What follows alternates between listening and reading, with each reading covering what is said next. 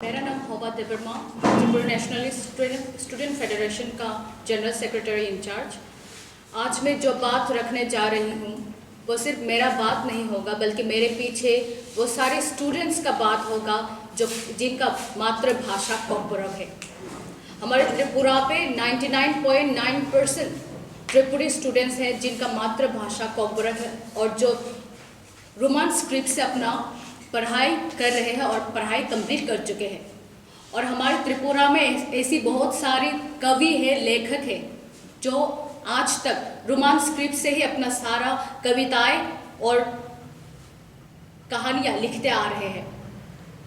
Recently government ने मतलब high level modality committee ने एक रिकमेंडेशन कॉपी भेजा है जहां पर देवनागरी स्क्रिप्ट को कोकबरक का ऑफिशियल स्क्रिप्ट बताया गया है, वो भी बिना हमें पूछे, बिना हमारे सहमति के, जो कि सरासर डेमोक्रेसी का खिलाफ है, हमारे अधिकारों का, हमारे कॉन्स्टिट्यूशनल अधिकार का उल्लंघन है।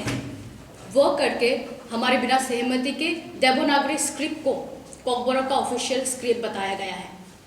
और आप सब देख ही रहे होंगे, बहुत सारे स्टूडेंट्स हर दिन प्रोटेस्ट कर रहे हैं इस डर से कि उन लोगों का जो कम्युनिकेशन के लिए जो भाषा है उस पर भयंकर प्रभाव पड़ेगा, क्योंकि भाषा एक ऐसी चीज़ है जो एक दूसरे को जोड़ता है।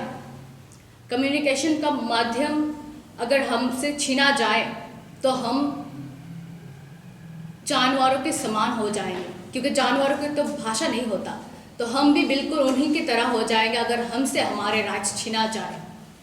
देवनागरी से आज तक अगर देवनागरी स्क्रिप्ट कोकबरक के लिए ऑफिशियल स्क्रिप्ट बनाया जाएगा तो ये हमारे फ्रीडम ऑफ एक्सप्रेशन का भी इनडायरेक्टली वायलेशन होगा, क्योंकि हम अपने एक्सप्रेशन को, अपने बातों को खाते पर नहीं लिख पाएंगे, अपने बातों को हम पब्लिश नहीं कर पाएंगे।